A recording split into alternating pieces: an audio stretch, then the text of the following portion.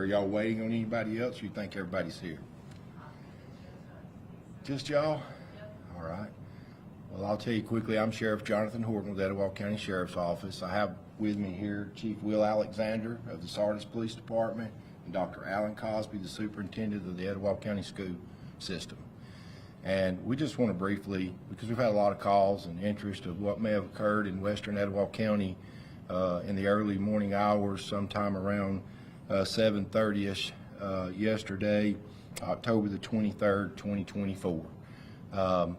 Sardis Police Department, within their jurisdiction, actually responded to Sardis Middle School to where the kids were dropped off in the school line, and it was a call that an individual that had dropped his middle school son off was driving the wrong way in the school line, and he had some conversation with the principal and just seemed to be disorderly, using profanity, things of that nature. That when the police got there, he was still in his vehicle, and when the officer that ended up being involved in an officer-involved shooting confronted him, it was around 7:25 a.m. He engaged in conversation with him for nearly 9 minutes, trying to convince him to step from the vehicle so that he could ensure that he wasn't intoxicated, that he was safe to continue on his route back home. The individual refused to exit the vehicle. He continued until he drove away from the school, and they drove, according to body cam footage, he left the school around 7:34, and he drove to his home at a residence on the west side of the county on Lawson Gap Road. He has a very long driveway. It's about a mile long. He parked his vehicle at about 7:41 a.m. and unfortunately he exited the driver's side of his vehicle, it appears, and began firing a handgun at the officer from Sardis Police Department.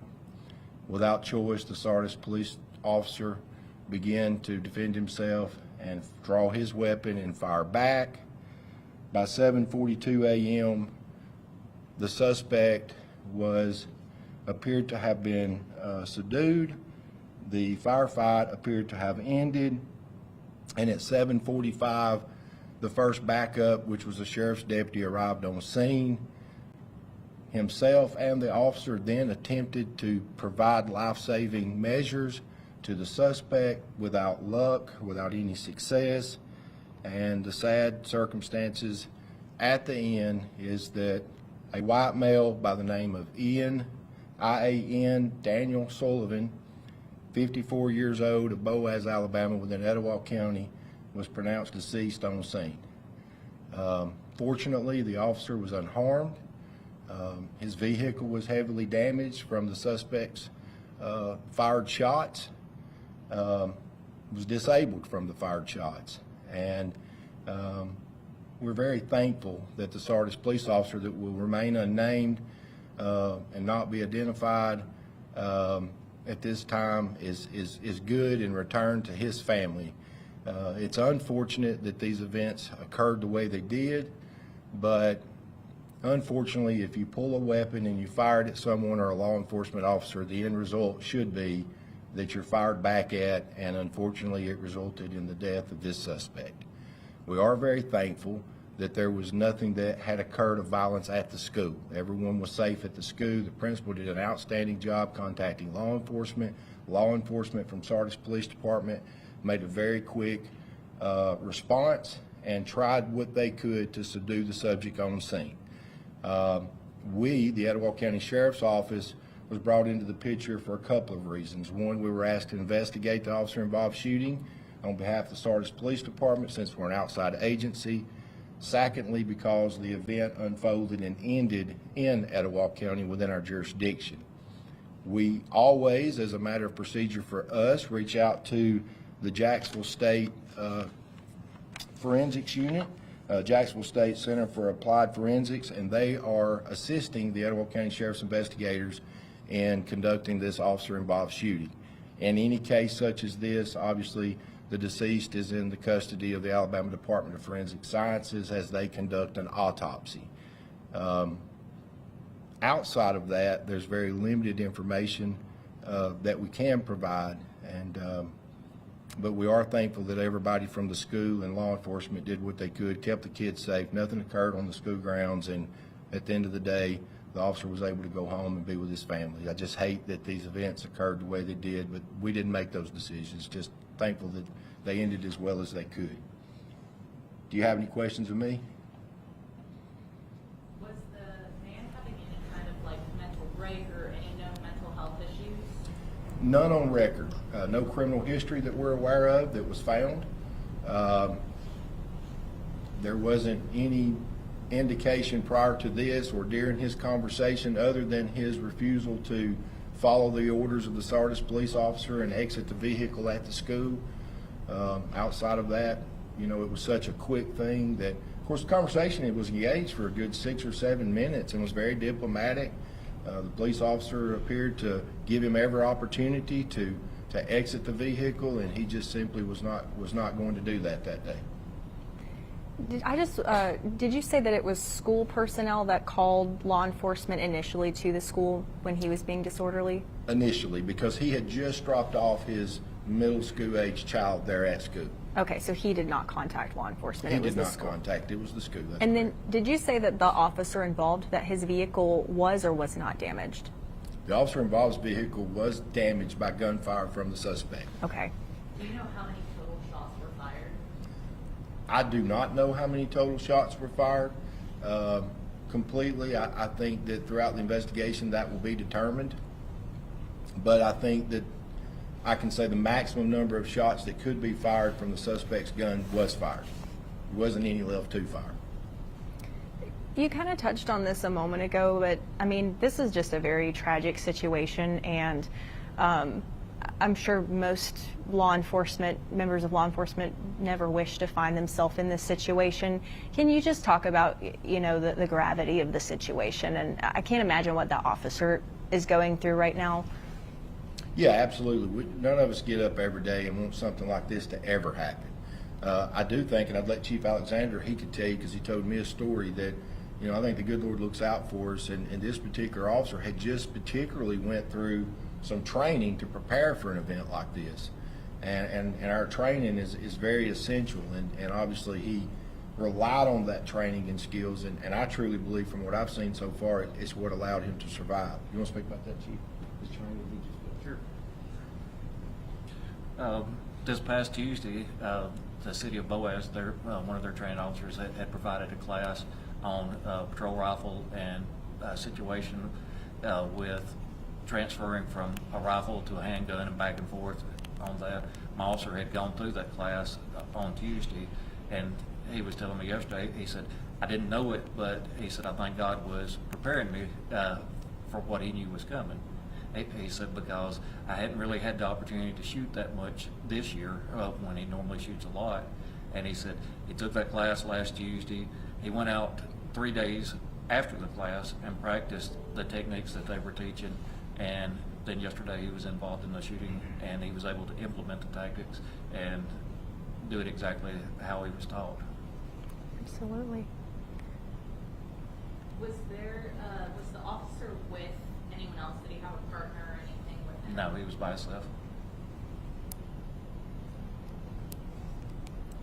And then can you talk a little bit about just kind of the protocol that there is when the parent left the school, why the officer followed, and just kind of what was going on there?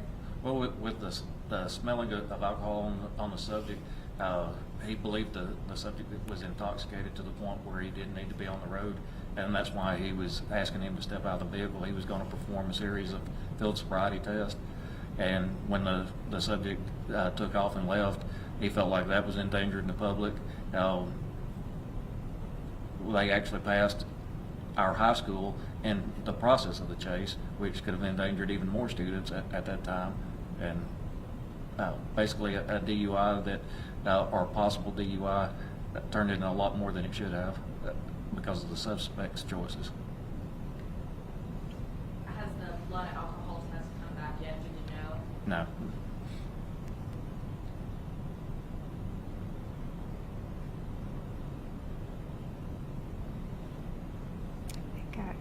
Is there anything that you would like the community to know right now, or any message that you might have for the community? I would like to tell our community up there that we appreciate the support that we've received. Also, I appreciate the support we've received from the law enforcement community as well. I was contacted by no less than 10 different agencies and probably 30 different police officers yesterday, contacted by employers that have businesses in our area, and they all wish to tell me the same thing. They were glad our officer was safe. They were glad he was back home with his family, and they were praying for us. And that's something that I never get tired of hearing. And the officer involved, is there any sort of like counseling services available for him just having to go through a situation like that? Yes, we're actually actively arranging that right now. Okay.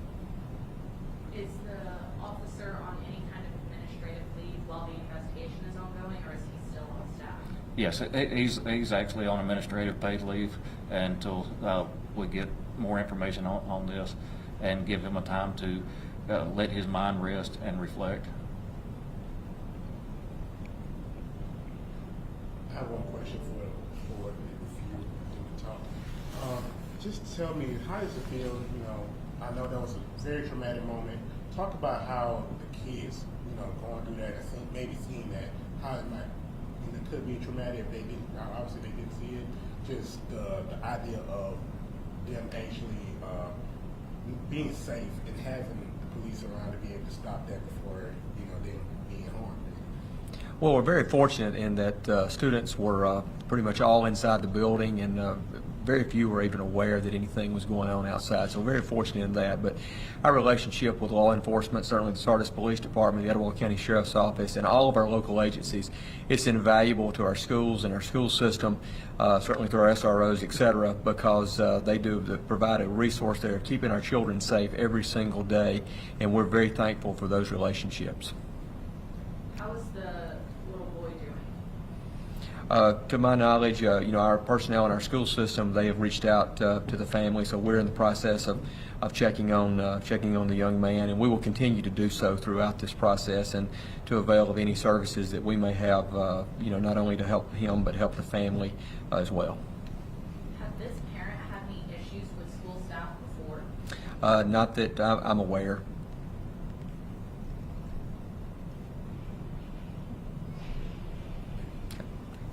Anything else any of y'all would like to say, or you think we missed maybe that we should talk about?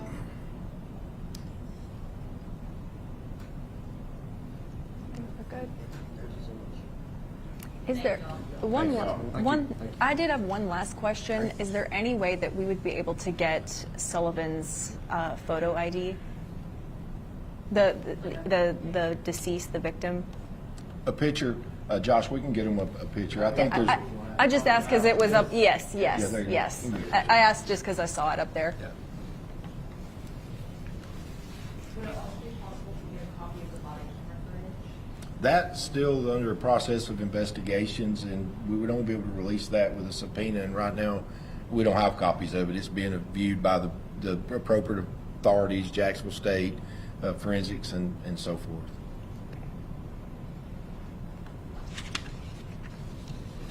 We thank y'all for taking the time and educating and coming out and letting the public know. I know we've had several calls, and just thankful for everybody that's done their part. Thankful for you guys, too. Thank you. Thank you.